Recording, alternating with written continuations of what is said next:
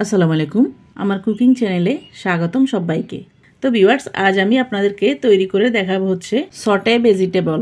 এর আগে আমি একটা সটে ভেজিটেবল তৈরি করেছি, আপনারা কিন্তু এই রেসিপিটা খুবই পছন্দ করেছেন। এজন্য আমি আজকে এই ভেজিটেবলটা নতুন পদ্ধতিতে তৈরি করে দেখাবো। এই সটে ভেজিটেবলটা কিন্তু বিভিন্ন প্রসেসে তৈরি করা যায়। এছাড়া যারা হেলদি কিছু খেতে চাচ্ছেন বা ডায়েট করবেন তারাও কিন্তু এই রেসিপিটা ট্রাই করতে পারেন। এই ভেজিটেবলটা শুধু শুধুও খাওয়া যায়, আবার ফিশ ফ্রাই, চিকেন ফ্রাই, ডিম সবগুলোর সাথে খাওয়া যায়। বিশেষ করে শীতের সময় প্রচুর সবজি পাওয়া যায়, ওই সবজিগুলা দিয়ে সব সময় এই ভেজিটেবলগুলা ট্রাই করি, খেতে কিন্তু খুবই মজা লাগে। তো ভিউয়ার্স, চলুন দেখে নেওয়া যাক কিভাবে আমরা এই সটে ভেজিটেবলটা তৈরি করব। সেজন্য আমি এখানে নিয়ে নিয়েছি একটা ছোট সাইজের বাঁধাকপি। বাঁধাকপিটাকে আমি প্রথমে ভালো করে ধুয়ে পরিষ্কার করে নিয়েছি। এরপর আমি লম্বালম্বিভাবে এই বাঁধাকপিটাকে কেটে নেব।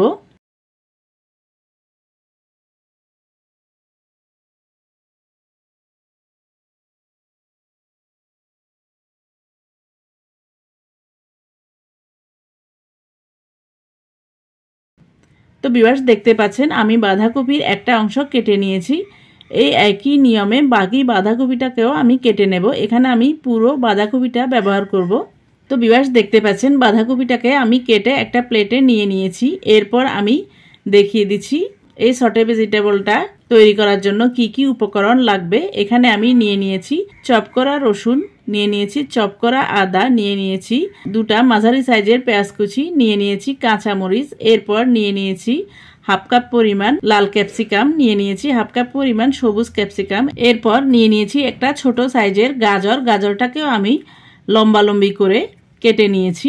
এরপর চুলায় একটা প্যান বসিয়ে দিয়ে দিয়েছি 1 টেবিল স্পুন পরিমাণ বাটার। বাটারটা ভালো করে গলে গেলে এরপর দিয়ে দেব 1 টেবিল স্পুন পরিমাণ চপ করা আদা, দিয়ে দেব 1 টেবিল স্পুন পরিমাণ চপ করা রসুন,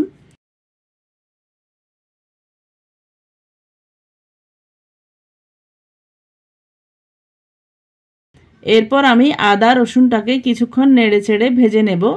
আদা রসুনটা একটু লালচে টাইপ হয়ে গেলে যখন খুবই সুন্দর একটা স্মেল আসবে, এরপর আমি দিয়ে দেব দুটা মাঝারি সাইজের পেঁয়াজ কুচি। এরপর পেঁয়াজটাকে দিয়ে আমি কিছুক্ষণ নেড়ে চেড়ে একটু সফট করে ভেজে নিয়ে দিয়ে দেব বাকি সবজিগুলা।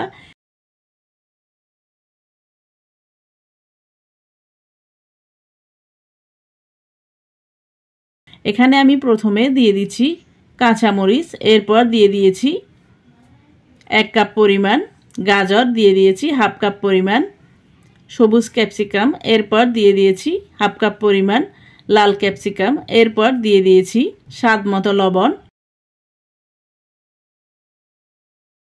এরপর দিয়ে দিয়েছি হাফ টিস্পুন পরিমাণ ক্রাশ করা গোলমরিচ। এই গোলমরিচটাকে আমি প্রথমে রোস্ট করে নিয়ে হাফ ভাঙা করে ব্লেন্ড করে নিয়েছি। এরপর আমি সবগুলো উপকরণ ভালো করে নেড়ে চেড়ে মিক্স করে নেব, আর মিক্স করতে করতে ভেজে নেব। এই সবজিগুলোকে আমি বেশি ভাজবো না, শুধু একটু নেড়ে চেড়ে কালারটা চেঞ্জ হয়ে আসলে এই সবজিগুলোর ক্রাঞ্চিনেস থাকা অবস্থায় দিয়ে দেব বাঁধাকপি।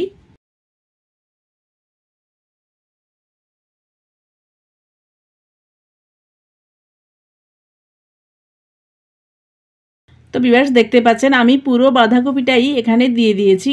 এরপর আমি ভালো করে নেড়ে চেড়ে সবগুলো উপকরণ মিক্স করে নেব, আর মিক্স করতে করতে ভেজে নেব। চাইনিজ সবজি বা সটে ভেজিটেবলটা কিন্তু হাফ সেদ্ধ খাওয়া লাগে, এজন্য আমি এই সবজিগুলোকে বেশি ভাজবো না, ক্রাঞ্চিনেস থাকা অবস্থায় চুলা থেকে নামিয়ে নেব। এই সবজিগুলোকে কিন্তু হাফ সেদ্ধ করে নিই, কারণ এগুলা এমনিতেই হালকা একটু ভেজে নিলে হাফ সেদ্ধ হয়ে যাবে, এজন্য আমি এই সবজিগুলোকে সেদ্ধ করে নিই। এরপর আমি ভালো করে নেড়ে চেড়ে দিয়ে 1 মিনিট পর্যন্ত ঢেকে দিয়ে চুলার আঁচটাকে একদম নিবু নিবু আঁচে রেখে সবগুলা সবজিকে একটু সফট করে নেব।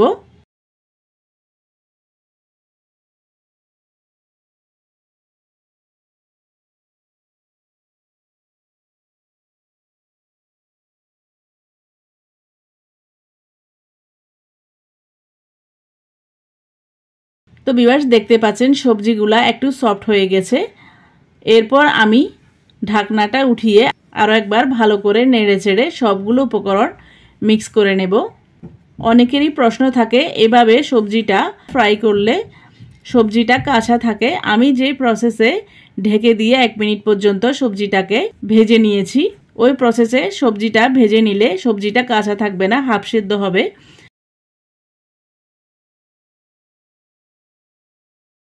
তো ভিউয়ার্স দেখতে পাচ্ছেন সবগুলো উপকরণ আমি ভালো করে মিক্স করে নিয়ে সবশেষে দিয়ে দেব হাফ টিস্পুন পরিমাণ ক্রাশ করা গোলমরিচ গুঁড়া।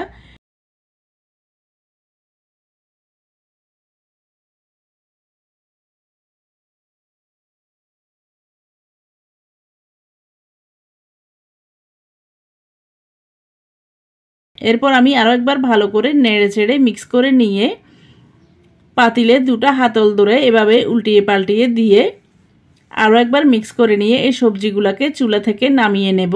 তো ভিউয়ার্স দেখলেন তো আমাদের হেলদি ভেজিটেবলটা কত সহজে তৈরি হয়ে গেল। এরপর আমি এই ভেজিটেবলটাকে চুলা থেকে নামিয়ে নিয়ে গরম গরম সার্ভ করে নেব। এই ভেজিটেবলটা শুধু শুধুও খাওয়া যাবে, আবার এই ভেজিটেবলের সাথে ফিশ ফ্রাই, চিকেন ফ্রাই সবগুলা দিয়েই খাওয়া যায়। খেতে কিন্তু খুবই মজা লাগে আর একদম হেলদিও। তো ভিউয়ার্স আপনাদের সবার কাছে অনুরোধ থাকবে, যারা ডায়েট করছেন বা ডায়েট করবেন ভাবছেন তারা এই রেসিপিটি ট্রাই করতে পারেন। খেতে কিন্তু খুবই মজা লাগবে আর একদম পেটটাও ভরে যাবে। এই সবজিগুলা খেলে কিন্তু সারাদিন ডিহাইড্রেশনও হবে না, কারণ এই সবজির মধ্যেই পাওয়া যাবে প্রচুর পরিমাণে পানি, আর শরীরও ক্লান্ত হবে না। সারাদিন রোজা রাখলেও পানির তেষ্টা পাবে না, কারণ ডায়েট করলে বেশিরভাগ মানুষ রোজা রাখে, আমিও কিন্তু রোজা রাখি। এই জন্য আমি এই সবজিগুলা ট্রাই করি বিভিন্ন প্রসেসে। এরপর আমি এই ভেজিটেবলের উপরে দিয়ে দেব 1 টেবিল স্পুন পরিমাণ অলিভ অয়েল। উপর থেকে অলিভ অয়েলটা দিলে এই সবজিগুলা খেতে কিন্তু খুবই মজা লাগে। তো ভিউয়ার্স আপনাদের সবার কাছে অনুরোধ থাকবে, আমার আজকের এই সটে ভেজিটেবল রেসিপিটি যদি ভালো লাগে তাহলে বাসা একবার হলেও ট্রাই করবেন। আর রেসিপিটি যদি ট্রাই করেন তাহলে কেমন হয়েছে কমেন্ট করে জানাবেন। আর এরকম কোনো হেলদি রেসিপি পেতে চাইলে আমার চ্যানেলে কমেন্ট বক্সে কমেন্ট করে জানাবেন, আমি আপনাদের সাথে অবশ্যই শেয়ার করার চেষ্টা করব। তো ভিউয়ার্স আবারও আমার রেসিপিটি ট্রাই করার অনুরোধ জানিয়ে আমার চ্যানেলকে লাইক, কমেন্ট, শেয়ার ও সাবস্ক্রাইব করার অনুরোধ জানিয়ে আজকের মতো এখানে বিদায় নিচ্ছি। আবার দেখা হবে নতুন কোনো ভিডিওতে নতুন কোনো রেসিপি নিয়ে।